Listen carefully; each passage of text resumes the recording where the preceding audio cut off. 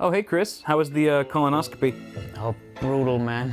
I don't know, something snapped off and it's just hurting. Yikes. Sorry about that. Hey, you know how some dogs sort of look like their owners? What if case makers share the same traits as their cases? That's ridiculous. No, it kind of works, right? I mean, because like the Pure Base 600 is cool, right? And you're arguably cool, right? The case is super quiet, and you've always been on the soft-spoken side. Yes. See, it's totally true. Actually, there's one more thing we have in common. What's that? Well, after the colonoscopy, I think I also support a 360mm radiator. Does that like include push-pull or? The Pure Base 600 from Be Quiet offers a tempered glass side panel, sound damping material, and a highly versatile design. Ships with a pair of powerful Pure Wings 2 fans and intentional support for 360 radiators. Click the link in the description for more info. What's cracking, people? Welcome back to the channel. Hope you're all doing well. Today we are building a full-blown system from the ground up. The objective of this build is going to be so that theoretically those of you who might be building a system of your own at home can assemble it almost in real time as you watch me build mine. And so this is really just to help those of you who are maybe new to PC building, if it's your first time, or if you just need a refresher on how to assemble this stuff. So hopefully that makes sense, and it's going to be a lengthier video because of that. It's just more of a casual and relaxed environment to teach users or new users how to build a PC. I will say that even if you're not building a Ryzen system, so I'm building an AMD Ryzen PC, even if you're building an Intel-based computer, you can still apply 95% of what I'm going to be doing today to your system. It doesn't really matter. The only real differences are the CPU installation, which is a breeze on either platform, and CPU cooler installation, which in itself can vary greatly even on the same platform depending on which manufacturer of cooler you're going with. So that being said, ladies and gentlemen, am I just building this computer just for you guys? No, of course not. This is actually going to be my cousin's gaming PC that I helped him assemble, or that I helped him pick out the parts for. I actually did a video, you can go ahead and check that out, where I sort of make a parts list, and that parts list looks drastically different from the hardware you see before me because I went back to the drawing board several times and was like, no, that doesn't make sense. That's stupid. So I've swapped it out from, it was originally going to be an Intel system, and now it's AMD Ryzen. What do you know? It just seemed to make more sense with his budget and stuff. For those of you curious, the build we're looking at today is around $1,200 MSRP, you know, give or take $100 or so, depending on the prices, how they fluctuate all the time and stuff. But let's go ahead and go over the parts, shall we? One by one. I'm going to do it really quick because we've got a lot of building to do right afterwards. So first off, our CPU of the hour is the Ryzen 5 1600. It's a 6-core, 12-thread part. It boosts up to 3.6 gigahertz. I am going to try to push that a bit further with a manual overclock for Brandon. He's not into overclocking. He's not too familiar with it, so I'm going to try to squeeze the most performance out of it as I can with the help of this cooler. Now, this was originally the cooler that Brandon bought and paid for is this one right here. This is the Cryorig H7, a really great price to performance cooler. However, I forgot to tell Brandon to also pick up or order an AM4 bracket to go along with it because it doesn't come with one, so it's not supported with Ryzen natively out of the box. So it's going to take probably a few weeks for that bracket to get here. So in the meantime, we're using this Noctua NH U12S. Fantastic cooler. Brandon can decide if he wants to keep this one or swap it out for the H7 once the bracket arrives and that sort of thing. So that takes care of that. We've also got a B350 Tomahawk motherboard from MSI. This is a fantastic little budget board. I believe that this is one of the ones that has a PLX chip, so it supports Crossfire and all that jazz. It's a really nice sort of a black and red color scheme. Actually, the red is very subtle on the VRM heatsinks. Probably shouldn't clash with anything else in the rig, but fantastic little board here that is going to be paired with the GTX 1070 Superclock Edition from good old EVGA. This is still, I think, one of the more affordable 1070s that you can find on the market. However, it's a blazing fast card, and it's certainly going to kick ass and raid some frames for today's system. The memory kit, I almost forgot about that down there. It's a the 16 gigabyte kit. Where'd you get that 18 gigabyte kit from? 16 gig kit of G.Skill Ripjaws 5, DDR4 at 3000 megahertz. I am also going to try to overclock that to 3200, as that does help Ryzen in gaming performance some. Hopefully the B350 Tomahawk here is able to handle that. Our storage configuration consists of 2 drives, the first of which being building a 250 gig WD Blue. That's actually an SSD, not a mechanical hard drive like you might have thought at first. Yeah, WD makes freaking SSDs now, and they actually call them the same name as their mechanical drives, which is super confusing. But nonetheless, this should be a pretty sweet SSD. I've never used it before personally or tested it, so hopefully it works and it's fast enough. And we've got a 1 terabyte WD Black mechanical hard drive for his for all the games and stuff. Obviously, the heavy storage needs media, that sort of thing. I should mention that we are installing Windows 10 64-bit on that SSD as well. We've got the Seasonic G Series 650 watt power supply. This is a modular unit and 80 plus gold certified, yo. So incredibly power efficient. And it's also, what was I going to say? It's a Seasonic. Seasonic is a great power supply brand. They are very reputable. So hopefully this one will handle this this particular system just fine. And then finally, our case of the hour is the NZXT S340 Elite in white. I gave Brandon a couple options. He really wanted a white case, so I gave him this one along with like 3 or 4 other popular white cases. And this is the one he came out with. Was like, this is the one, this one right here. And I completely agree. I love this case myself. I've built a couple systems in it already. It's got a beautiful tempered glass side panel. It's got radiator support at the front in case he wants to upgrade the cooling solution later down the line. And it's just a really nice chassis for not too much money. And then finally, just to give ourselves a little bit of an aesthetic bump for the rig, I have included some Fantex white sleeved extension cables to make things look nice and pretty. Oh, there's one more thing. As a thank you to Brandon for letting me build his rig and film it on the channel, I am throwing in, free of charge, an NZXT Hue Plus RGB LED unit, which is probably the biggest, baddest, most awesome RGB accessory you can add to a system here in 2017. So that's going to definitely spice things up and add some bling. Definitely going to give us a bling factor for today's build. But those are all the parts, ladies and gentlemen. So I'm done rambling. I'm going to go ahead and start building. So if you guys, those of you who are building your own systems at home right now, what I'm going to suggest is that you grab your CPU, aka your desktop processor, and your main board or your motherboard, because that's generally where I like to start in a given build. So let's start there.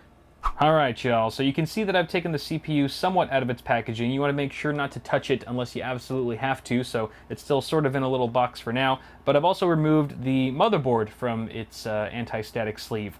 And you'll notice that there's a bunch of other stuff on this table. I'm going to go over everything. But when you take your motherboard out of its box, you want to also take out a few important accessories along with it so that they're just on hand when you're ready for them.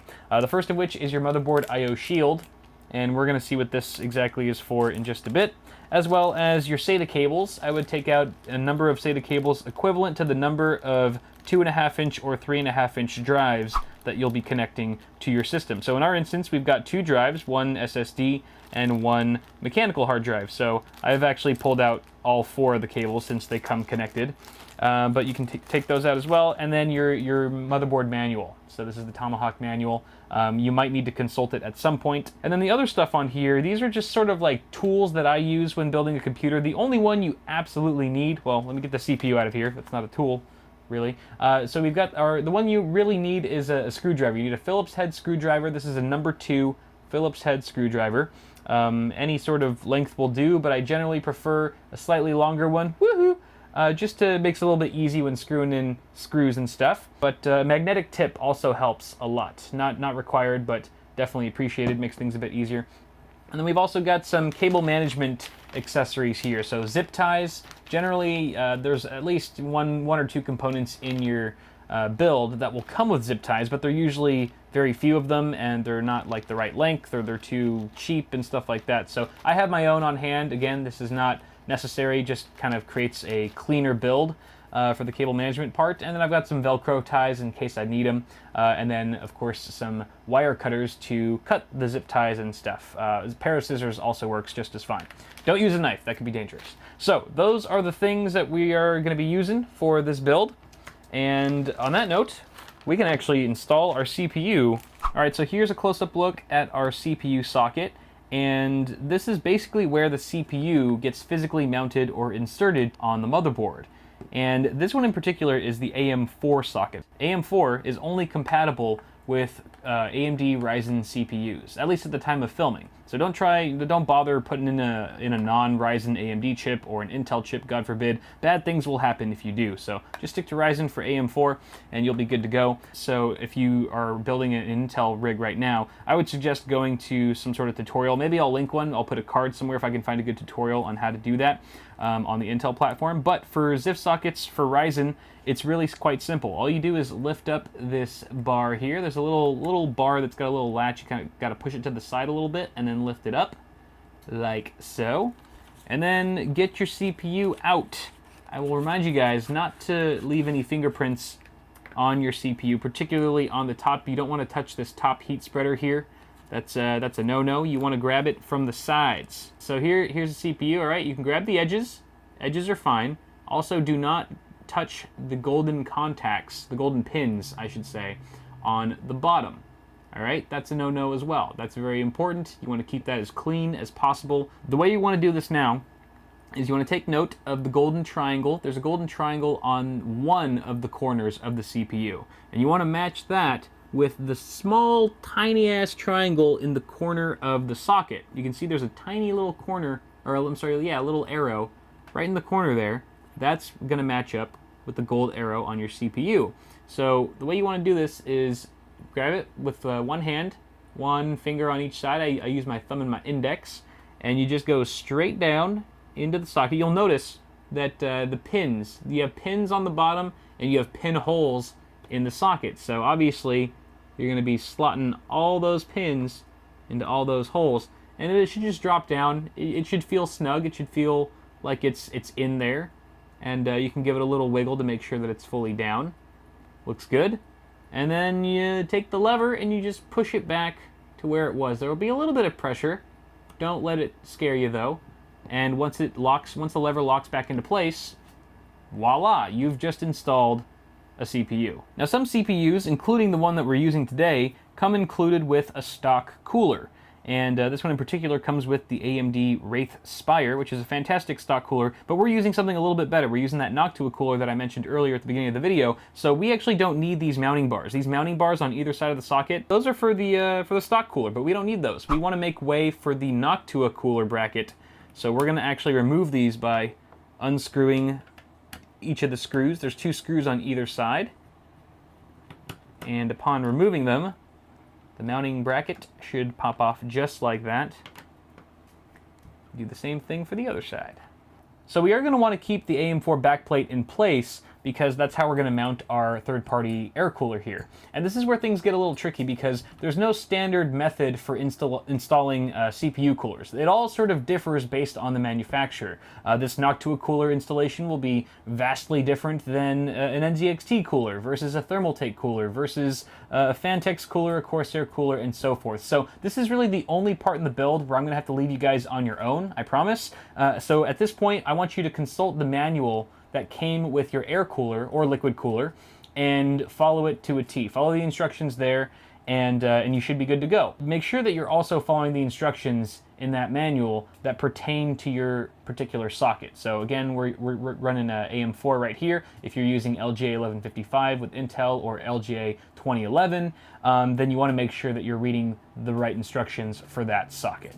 But before I let you go and off to your own installation with the cooler, I will teach you how to apply thermal paste. And it's fairly simple. Thermal paste is basically a thermal interface material that basically is a heat conductor between the heat spreader of the CPU and the base plate of your cooler. It basically allows for heat transfer between your CPU and the cooler so that you get better absorption, better dissipation, and superior thermals. If you don't use thermal paste, you're going to have a bad day. You always, always, always want to use a proper application of thermal paste. So what you want to do, I have a little plunger here. Yours probably looks a little similar. I like to do the grain of rice method. So straight in the middle, it's just how it sounds. You want a grain of rice size of thermal paste. You can go a little bit bigger. I would say grain of rice works for LGA 1151, for example, and similar, because it's a smaller chip and you don't really need that much. Ryzen's slightly bigger of a heat spreader, so we're gonna do the green pea method. The green pea method is slightly bigger than the grain of rice Bada bing, bada boom. Beautiful. All right, and ideally the theory here is that once you push this thing down, once you smack it down on the CPU, it's just going to spread it across the entire heat spreader. And so you'll actually get much fuller coverage than what it looks like right now. So on that note, why don't you go ahead and install your CPU cooler while I install mine, and we'll meet back afterwards. Sound good? All right, go for it. Good luck. I believe in you.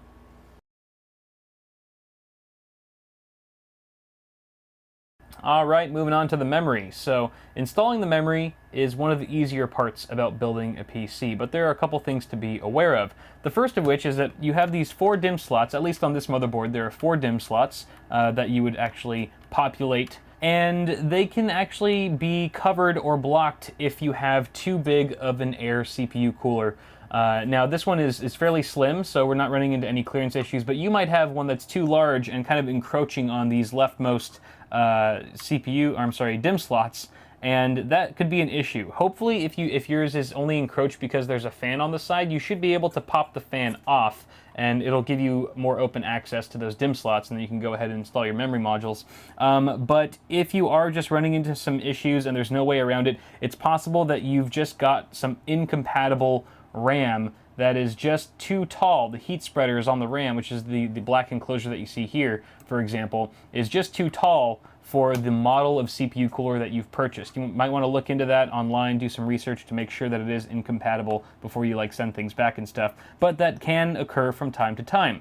Assuming though that you don't have any clearance issues and that you have a free access to all these DIMM slots, you want to consult your motherboard manual to find out which of these slots should be populated with your modules, because it does matter. It does matter. No matter if you have 1 stick or 4 sticks or 8 sticks, you want to make sure that you're putting them in the right slots. And the only way to find that out is through the manual. So once you've done that, I've already found out that mine, my 2 sticks that I have here should be going in the 2nd and the 4th slot. So I've got that all figured out. So the next thing I want to do to actually install these suckers is I want to pull down these side latches. There's side latches on, in this instance, there's side latches on both sides of each DIMM slot. Some motherboards only have a fold down latch on one side and the other one is fixed. So if that applies to you, don't try to force one of the sides down. It's probably just not meant to move. But in this case, both of them fold down on either side. Now before you install these suckers, you want to make note of the little notch that's the bottom of the module. You can see it right there.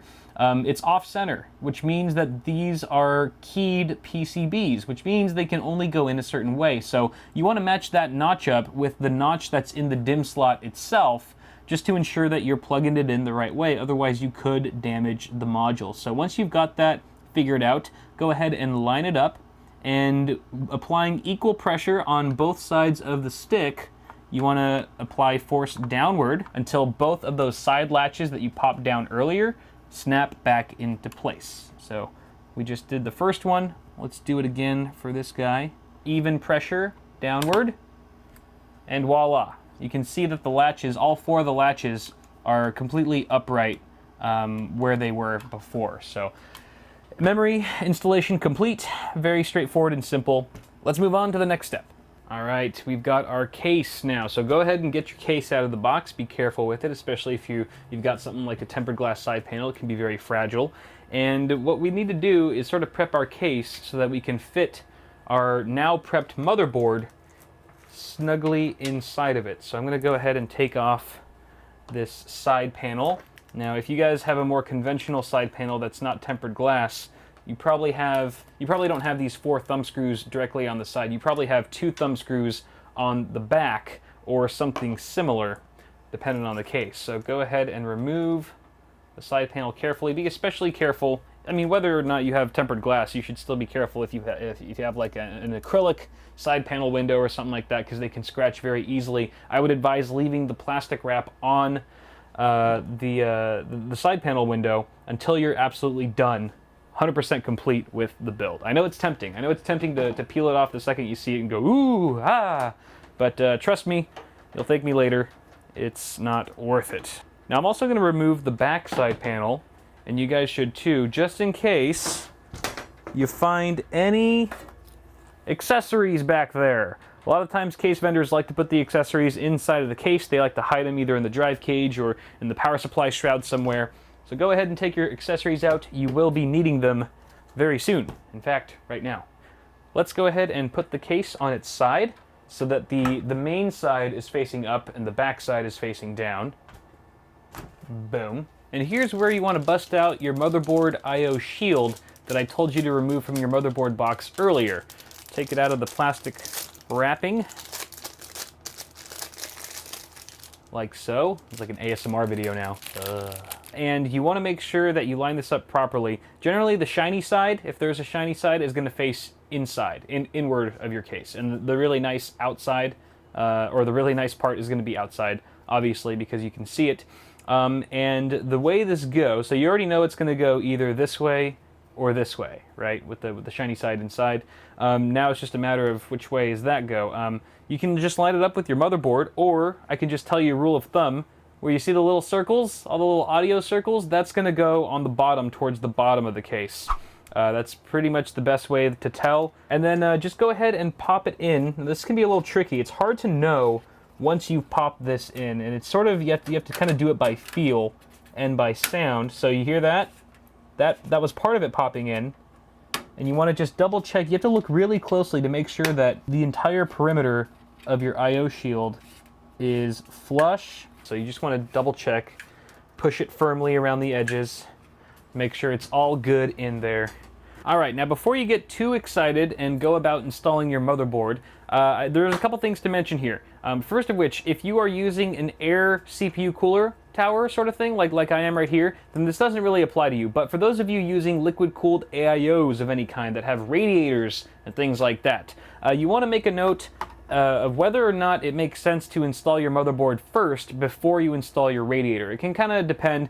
For the most part, I would say the rule of thumb is you install your motherboard first and then your radiator, but there are some instances where the reverse is true and makes more sense for that particular configuration. So you just want to sort of think it through. If you're not sure, maybe just look up in certain manuals to see what they suggest, or if it's not there, look online, but that is something to point out. The other important thing to note before you install your motherboard is that you have your motherboard standoffs installed. Now, NZXT has already done us the solid of pre-installing these, and these are these little metal pegs that are sticking out of the motherboard tray that give your motherboard a little bit of lift. It kind of prevents the trace layouts on the back of your motherboard making contact with the steel surface of the case itself to prevent any sort of shortages and things like that. So it's very important that you have these in place. Again, NZXT's already put them here, and if you're lucky, you'll actually get one in the middle, a peg in the middle that's it's got a little bit of a tit on it, a little bit of a lift off. It's a little bit taller than the other ones. It looks a little different than the other guys, and that's just so that you can have something to latch onto. There's obviously a hole in the middle of your motherboard that will latch onto that middle peg when you're putting it into place, and then just sort of lock it and freeze it so that it's easier to work with and more stable. It's not moving around and stuff. It's really nice to have one of those, but if you don't, no worries, you can still get by. Now, the other thing to be aware of is that not all standoffs should be in the same place for every situation. For example, these are in the ATX configuration for ATX motherboards, which I in fact have right now. So that's good. So I don't need to change anything here. But let's say you were building for some reason with a micro ATX motherboard and you needed to rearrange the standoffs to accommodate that particular form factor. You can either look in your case manual, or if it's not there, it could be etched directly onto the motherboard tray, where here it says, micro ATX, ATX, ITX, and it gives you sort of a legend, and you can figure out where the standoffs go for that particular form factor board. Now then, we can go ahead and mount our motherboard now that that's all out of the way. And I like to grab the motherboard by either side. I really try my best not to grab it by the CPU cooler. That's a bad habit of mine, I know, I need to stop. And then I just sort of just push it in there, just gently. I like to look at the back of the motherboard, or behind the case, so I can align the I/O, the rear I/O, with the I/O shield. And then if all goes well, the middle peg, the lifted peg, will latch on, and voila. The motherboard's not installed yet. Don't put the case upright. It'll just probably fall out and something will break. We still need to screw it down. So we've got some screws here. You're going to want to get the accessories out that came with your case, with your chassis, and then with your hopefully metallic tip screwdriver. This is where the metallic tip really comes in handy. You're just going to go ahead and screw those down. I should mention, when you're installing the standoffs underneath, you want to make sure to tighten them, but you don't want to over tighten them, because they can strip and then they'll just like do the infinite spin And that's not good, because then these screws won't really go in at all. And then likewise, when you're screwing in these screws, you want to make them snug, but not too snug. Again, because you could strip them, and if you over tighten them, then removing them, when you remove them, you might actually pull out a standoff, or the standoff might come along with it, and that can be a pain sometimes to work around that. So you can expect with a standard ATX motherboard that you have to input about 8 or 9 of these screws. We only have to do 8 because the middle standoff is a raised one, but if yours is not raised and it looks like all the other ones, then you will have to put a 9th screw right there. And voila, now we can say our motherboard is properly installed. We can put the case up if we wanted to, which we're going to actually need to do now to install the power supply. Alright, so I've got my power supply here, and sure enough, it is partially modular, which means you have some of the essentials that are just hardwired into the power supply, and the accessories, or the peripheral cables, if you will, are separate. So you could plug these in as you see fit, depending on what devices you want connected, which is really nice. Helps clean up cable management a bit, because you're only connecting the cables that you need, instead of everything and trying to find a place for the ones that you aren't using. So I've kind of already figured out which ones I need. The ones that are connected are the standard essentials that most people will be using anyway, which is your 24-pin ATX. This goes to your motherboard directly, as does the 8-pin EPS. This is the CPU connector. And then we've also got one for PCI Express. This is for your video card. We've actually got 2 8-pin connectors. These are 6+2 pin design. You can see that they kind of split off, and this is going to be plenty for our video card, so we don't need to add additional PCIe cables to this guy. What we do need are our peripheral cables. So we need some SATA cables here, both for our 2 drives. We do have an SSD and a mechanical hard drive that are SATA. They use SATA connectors, so we're going to need to power them with this SATA plug. You can see that there's actually 1, 2, 3, 4 SATA connectors on this one cable. So hopefully, if we wire things properly, and this cable is long enough, we'll be able to wire both of those hard drives with one cable. 2 birds with 1 stone, so to speak. And then we've got one more of those. This is another SATA cable, exactly the same as SATA power, that is actually a little bit shorter, and there's only 2 connectors on this one, and this is going to be going to our NZXT Hue Plus. You may have other SATA-enabled devices that need to be powered, such as, let's say, a built-in fan controller into your case. Or there's Molex as well. Molex is a completely different plug that did come included. We do have some Molex cables included with this power supply, but we don't have any Molex devices that are in this system, so we don't need to use those. The other thing is, with the matter of which way do you want to install the power supply, I generally say face down, especially with cases now having ventilation slots at the bottom with dust filters, as this one does. If your case does not have any sort of ventilation at the bottom here where the power supply mount is, then I would say flip it up top. Otherwise, I would go to the bottom.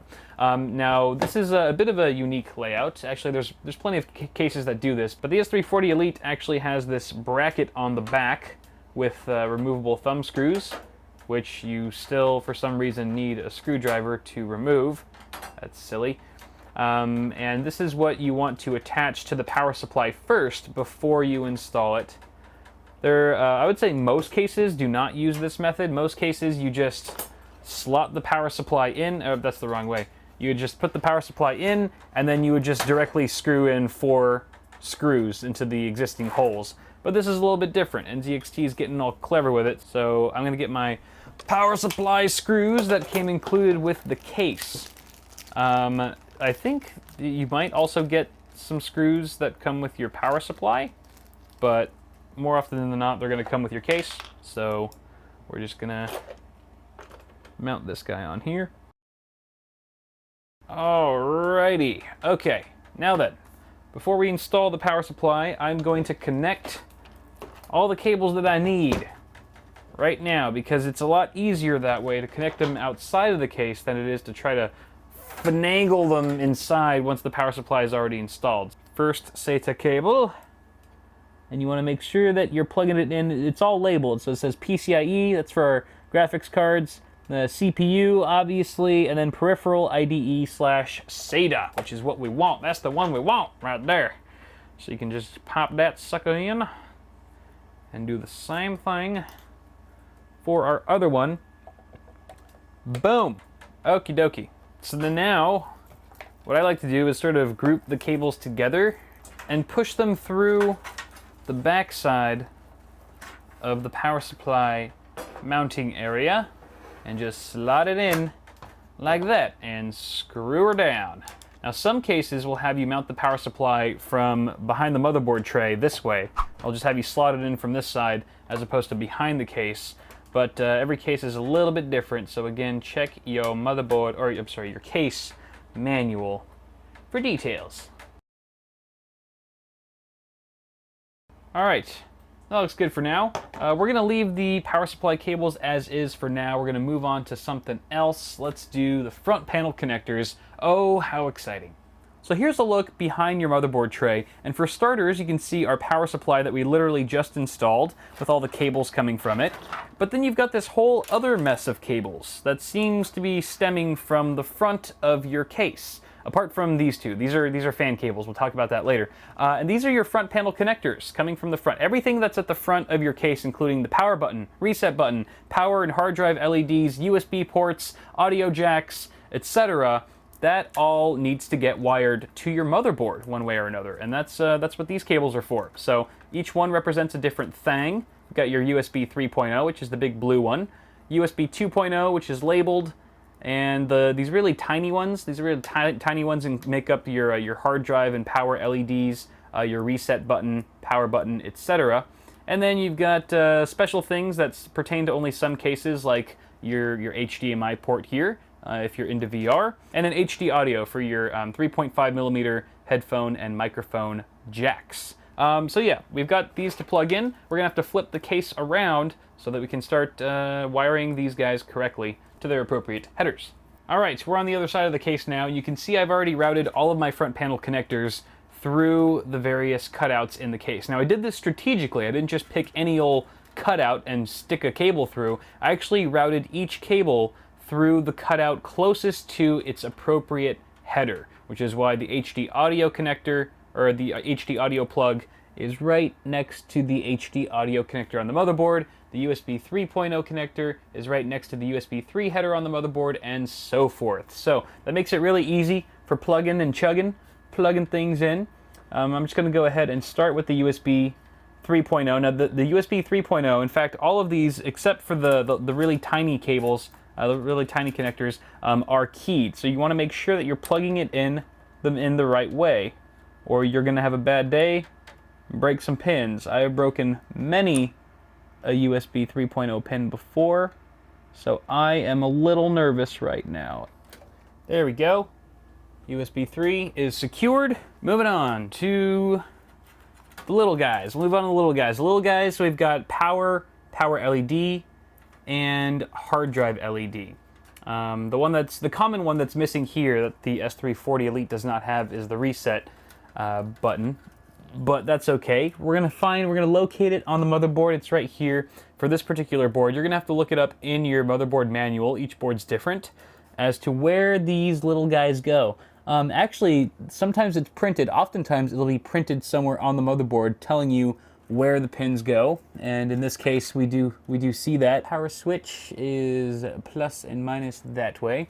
If you're not sure which way is plus or minus on the switches, I believe it's you'll see a little arrow indicating plus, the positive. Side with the no arrow is the ground, and then we've got the hard drive LED, which is right there on the bottom. Underneath, this could be a pain. There we go. All right, little bastards are all plugged in. We can move on to our USB 2.0, which is right next door. This is also keyed, as I mentioned. And if one of these pins snaps off on any of these headers, you're pretty screwed. Oh, also, by the way, for the USB 3.0, I should have mentioned this earlier, I'm sorry. If your motherboard has two of those ports, it looks like you could plug it in either or. See how this one also has a USB 3 port down there? They are effectively identical, so it really doesn't matter which one you plug it into, just whichever one is more convenient or what have you. And then this is the HD audio. There she blows. There she blows. Front panel connectors are installed, ladies and gentlemen. Let's go ahead and do the fans next. I like to start with the little wires first, and then we can work our way up to the big kahunas, like our 24-pin ATX and PCIe after we install the video card and stuff. So, fans. All right. Fans, actually, we don't even have to cut right here. You'll notice that there are no fans at the front of the case, which is kind of odd, and that's by design because NZXT is expecting the user to install an AIO at the front of the case, which comes already with fans. So, since we're not using an AIO, we're using a air cooler, not a liquid cooler, we are going to install 2 additional fans for my cousin. So I've got actually 2 NZXT fans. These are from my my other NZXT case. These are 120 millimeters. They're exactly identical as the existing fans in the case. So we're going to install them at the front as intakes. And to do that, we first have to pop off the front panel of this case. You just pull it like that. Not every case will have the front panel pop off so easily. Some of them have latches that need to be undone and so forth. So let's just install these guys. There's a little cable cut out here. Can you guys even see what I'm doing? Yeah, you can. Where my fan screws at. All right, we've got direct airflow now going straight to the CPU cooler and soon to be the video card, which we're going to pop right there. And now we shall route all of the fan cables to the various fan headers on the motherboard. We should first locate where those headers are. There's one here, there's one here, and we got 2 up here. And then the 5th one is actually being populated already by the CPU cooler here, this fan. So you want to approach wiring your fans the exact same way as you wired your front panel connectors. Route them through the cutout that makes the most sense nearest to the header you wish to plug them into. And generally, if you're dealing with a decent case, there'll be a cutout at the very top, a couple cutouts if you're lucky, which is perfect for these top mounted fan headers because they just kind of stay out of sight, out of mind. And this bottom one here, I think I'm going to connect the back fan because it seems the closest. Sorry, I know you guys can't see anything because my fat fingers are in the way. There's really no other way to do this though. Okie dokie, fans are plugged in. Next up, we are installing our hard drive. And this is a 3.5-inch drive, of course. We are going to install it in the only 3.5-inch drive cage in this case. And every case is a little bit different where the mounting points exactly are. Go ahead and consult your case manual for those specifications, and then once you know what you're doing, you can just pop in the drive, or there's different mounting solutions. Some of them have little like wing brackets that fold out the sides. Other ones you just screw them in like this. Heck yeah, going old school. You'll notice that there are 3 threads on either side of a 3.5-inch mechanical drive for the most part.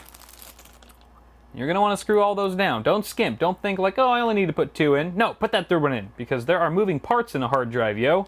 Those moving parts, like a needle and a platter and a little green man. There's a little green man in every hard drive. No, there's really not. And if your hard drive's not mounted properly and securely in your case, then all those moving parts can end up making lots of vibration and noise, which is quite unsettling.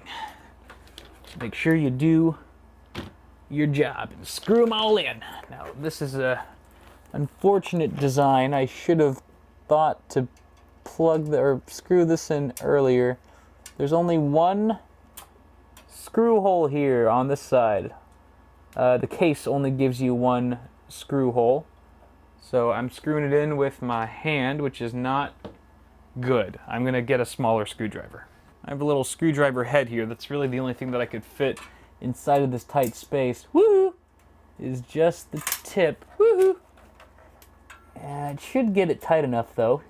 All right, there's our hard drive. Look at him, so cute. He's all secure and mounted and stuff. Hey, what is this? What is this right here? This looks awfully familiar. This almost looks like that one SATA cable that we had plugged into our power supply from earlier. Oh my lord, it is. And it is also, it's the same L shape. My goodness, so you want to line that up and just push it in. Just nice and easy. Oh yeah, right there. That is firm. That is real firm. SATA power has been connected, but wait, there's more. You need data. So let's get a data cable. Remember the other accessory that I told you to get out from your motherboard box way back at the beginning of the video? Yeah, it's time. It's time to whip one of those out, if you know what I mean. So we're gonna get one of these. Now these have two different connectors, or two different ends. You can get flat. You can get flat on both sides, or you can get one flat and one right angle. It just depends on what the manufacturer has given you. Usually they give you two of each. And generally, if you're using the right angle, I like to save that for the drive itself, as long as it makes sense to do so. So that looks pretty good. And then the other end just goes into one of the SATA ports that's on your motherboard. I'll cut to a B-roll shot of that. Now, a couple quick things to note about the SATA data cable before we move on. First of which is that you will hear an audible click once you've inserted it far enough into the port, letting you know that you've established a secure connection. You can even tug on it, it won't budge unless you push down on the metal latch, only then will it release. The other thing is, how do you know which of these ports to plug into? I mean, they all look the same, but if you consult your motherboard manual, it will tell you which of these ports are wired to the native chipset on board, this one being B350, and which ports are wired or controlled by a third-party add-on controller. Add-on controller is good to have, but it shouldn't be your first choice. You should always opt for the native chipset on your motherboard. In this case, all four of these ports are natively controlled by B350, so it doesn't really matter which ones we go with. But if you were to connect, let's say, an SSD, in particular, it doesn't really matter for hard drives too much, but I'd still recommend native chipset anyway. If for sure an SSD, you want to be sure that it's plugged into ports controlled by the native chipset. Otherwise, you could incur a bit of a slowdown in certain situations. So, just to be safe, native chipset, check the motherboard manual. Good. Okay, you know what? While we're here, why don't we just stick in another one, so she said, for our SSD that we're about to install, yo. Sounds pretty good to me.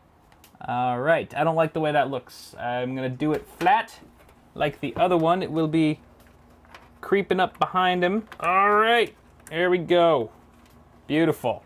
Okay, now we gotta install our SSD. Alright, so as I've been saying throughout this video, every case is a little bit different, and that means you don't know. I don't know where you're going to be mounting your SSD to. I don't know if it's going to be above a power supply shroud like this one, if it's going to be behind the motherboard tray, maybe in a drive cage somewhere at the front. You just don't know with SSDs these days. They're just so darn small they can fit pretty much anywhere. So case manufacturers have come up with so many clever options for mounting them in different places. But consult, once again, your case manual to find out where you should place your SSD. Oftentimes they give you more than one choice as to where you want to mount it. I would mount it in the best place. That would be my recommendation. And there are 4 threads at the bottom of every SSD. There's also threads on either side of the SSD, so depending on the case maker, that will determine where you're screwing things in. In this case, obviously, we're doing it from the bottom. I like it better on bottom, personally. Oh, by the way, I took the sticker off the SSD already because it was hideous. Oh, you know what? This is an important lesson. Before you mount your SSD, you might want to think about plugging it in first with your SATA and data cables, if it makes sense. Again, use it as a case-by-case sort of suggestion. But in this particular situation, it does make sense to connect the cables first before mounting it down, because the port is hard to get to once the drive is mounted flat against the chassis. So I've got one cable for you here. There's the data. And now we give it power. When I say power, that you're supposed to come out when I say power. You ruined it. So let's go ahead and mount this just the same as we did with our hard drive. You might need to bend the cables a bit. You need to flex them a bit just to get them to play nicely sometimes. Look at my forearm. Ugh, working that out. Yeah, I've been screwing a lot lately. I don't even mean that in like a dirty way. I've been using the screwdrivers very frequently. Let's see. Why don't we mount the Hue Plus over here? You know, oh shit. I should have mounted the Hue Plus here because it's a little bit bigger I don't want a big fat thing in the middle. I'm going to swap it. I'm swapping it. I don't care. So the Hue Plus is also 2.5-inch form factor, although it's kind of a fatty form factor because it's like 30 times as thick as this thing. Get down onto the power supply shroud. Thumb screw, thumb screw, thumb screw. So this is the Hue Plus. This is the brain, if you will, that controls all the various effects and colors, blah blah blah blah. And this particular kit comes included with some strips that you can attach to the brain. LED strips, that is. Voila! So I realize that this part of the build doesn't apply to most of you because most of you aren't building with the Hue Plus. However, you can check out my video on the Hue Plus if you want more info on it.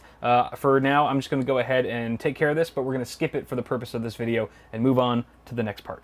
Alright guys, now we're plugging in our meaty connectors. They're not really called meaty connectors, they're just the bigger plugs, certainly much bigger than the front panel connectors or the fan headers. So starting with the 24-pin ATX. This is our supplemental motherboard power connector, and it's the big one. It's the big, fat, chunky one. It's hard to miss. 24 pins, if you want to count them, just to be sure. And you'll notice that there's a clip on one side and no clip on the other. All right. Remember that clip, because there'll be a little edge sticking out, a little latch on one side of the connector, so the clip will go on that side. So yes, these are keyed. They will only go in that one way. Sorry, my hands are in the way. Oh boy. Boom. All right, it's plugged in. Next up, we've got our 8-pin CPU connector, and this looks like 2 cables, but it's actually just one, and it splits off into 2. The end that splits off into 2 is the part you want to plug into your motherboard. Sometimes when it's split, you'll actually have a little mechanism to lock the 2 halves into place so they stay together, like so. And then the header on the motherboard that you plug this into is typically located in the top left corner, right there. So you just gotta feel around for it. This port here can be a pain, especially if you don't have much room. And hopefully I remember to put an annotation when I was talking about installing water cooling radiators that sometimes it's best to install your power supply first and then your motherboard, and then plug in this gosh darn cable before you install your radiator, because sometimes the radiator, if you're mounting it at the top of the case, can easily block your 8-pin cable. That's good though. There's a cutout at the top of the case, fortunately. Thank you NZXT for that. Just route it right through. Whoop, there's our LED strip falling down. And then bam! Next up, we've got our PCIe extensions for our graphics card, but we don't have a graphics card installed yet, so we should do that first. All right, and moving on to our last component for today, which is the graphics card. Woo! We made it. Very exciting stuff, and this is a really straightforward installation. The first thing you want to do is consult your motherboard manual and find out which of these PCIe by 16 slots you should be populating. Typically, it's the top slot, but you want to check the manual just to be safe. And what you want to do first is lower the latch that's at the end of the slot you wish to populate.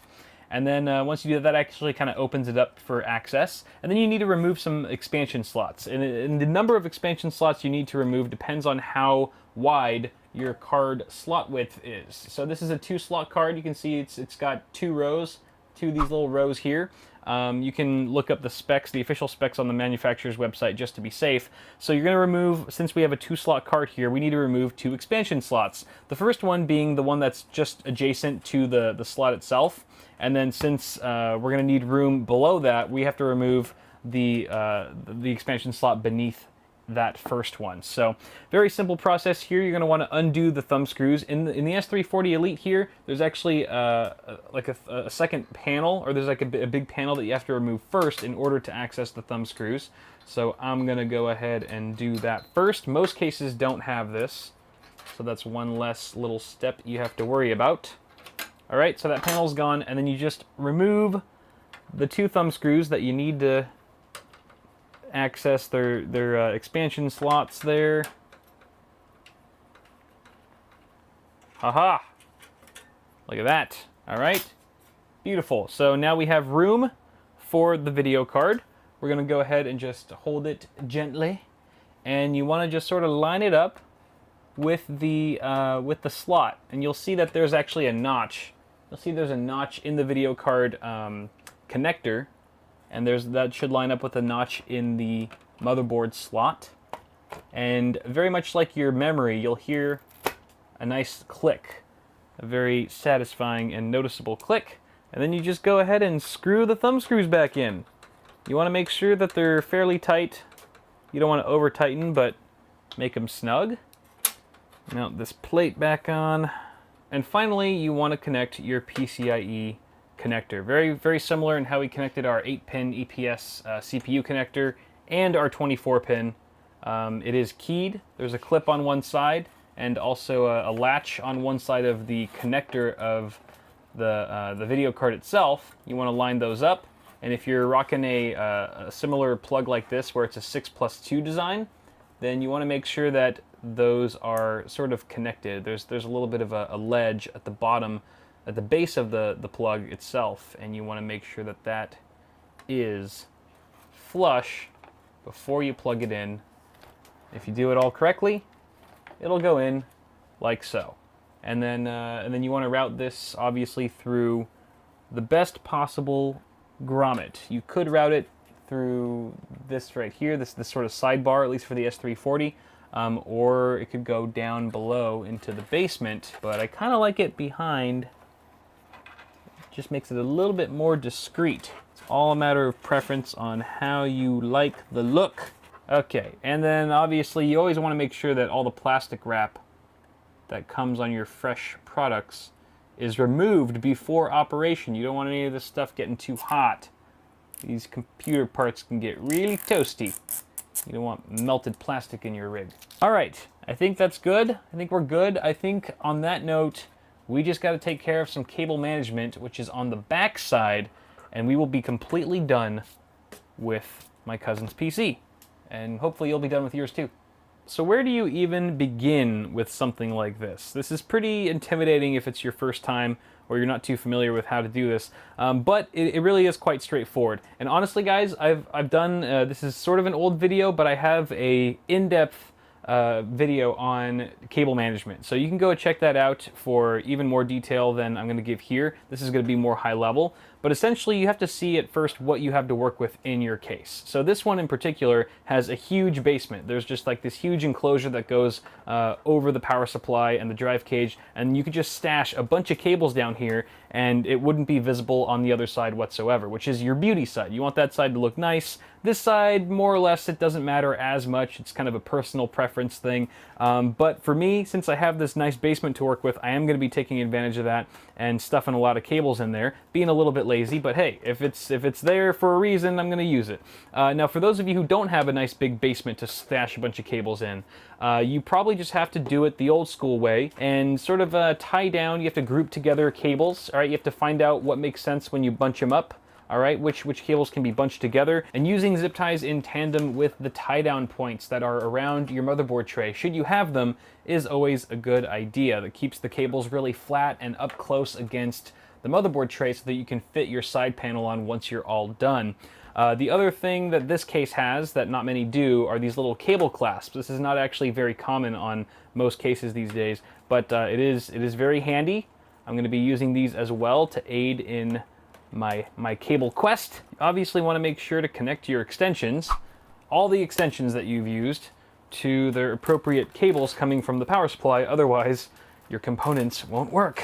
So fortunately, thanks to NZXT's brilliant cable clasps here, I don't really need to use many zip ties at all, but I will use it for our 8-pin CPU connector here, since it's sort of off in right field. Once you're done with your zip tie, you can go ahead and snip it off with your wire cutters or scissors, whichever one.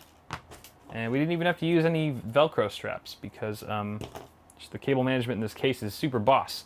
But there you guys have it. There's cable management, pretty much done. Again, like 90% of this was just shoving stuff into the basement, but hey, it works, and it's not too difficult to redo or rewire things or service it in there if we absolutely need to. But hey, holy crap, our build is done. That's a horrible angle. Let me go ahead and change things up for you so you can see what it looks like all powered on.